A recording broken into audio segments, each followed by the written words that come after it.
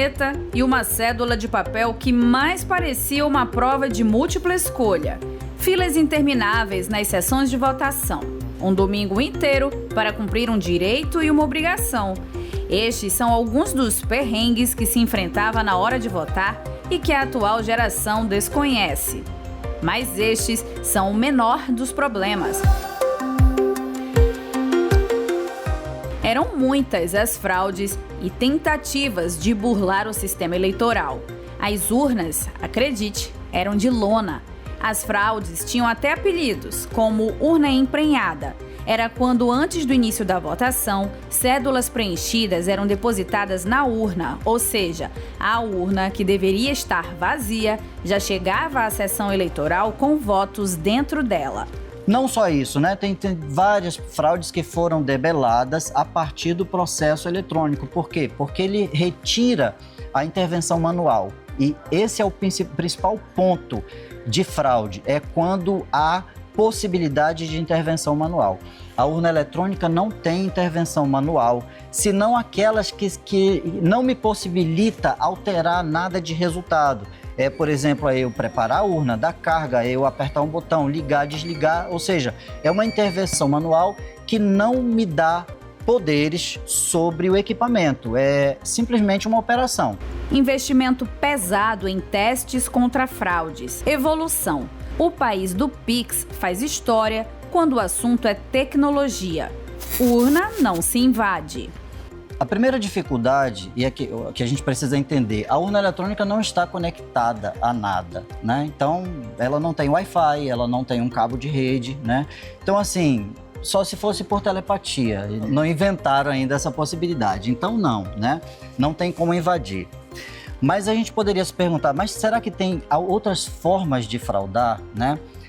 A Justiça Eleitoral se cercou, assim como o setor bancário brasileiro também, né? Por conta exatamente do ambiente em que a gente vive, que a gente precisa ser muito resiliente em segurança. Então, a Justiça Eleitoral, ela se cerca de todos os mecanismos, de todas as tecnologias, né, mais modernas, exatamente para evitar qualquer tipo de problema.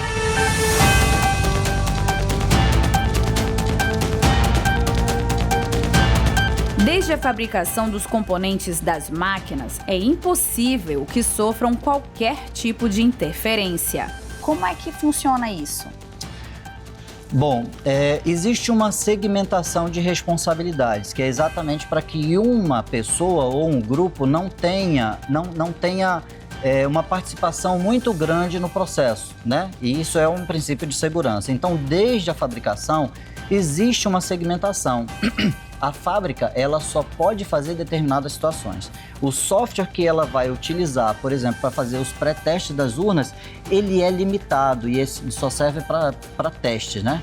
Então, nós temos o software homologado da urna para o ambiente de fabricação, para o ambiente de desenvolvimento, para o ambiente oficial, são todos segmentados e todos certificados. Então, assim, não é a urna eletrônica somente, a segurança envolve o ecossistema todo da Justiça Eleitoral, não só dos softwares da urna, mas dos softwares que são utilizados nos computadores e o processo todo é cheio de barreiras de segurança, né? A urna eletrônica, ela nem precisa de supervisão para você ver o grau de segurança dela. Não à toa, desde 1996, nunca fraude alguma foi comprovada. Além das outras camadas de segurança, criptografia, assinatura digital, né?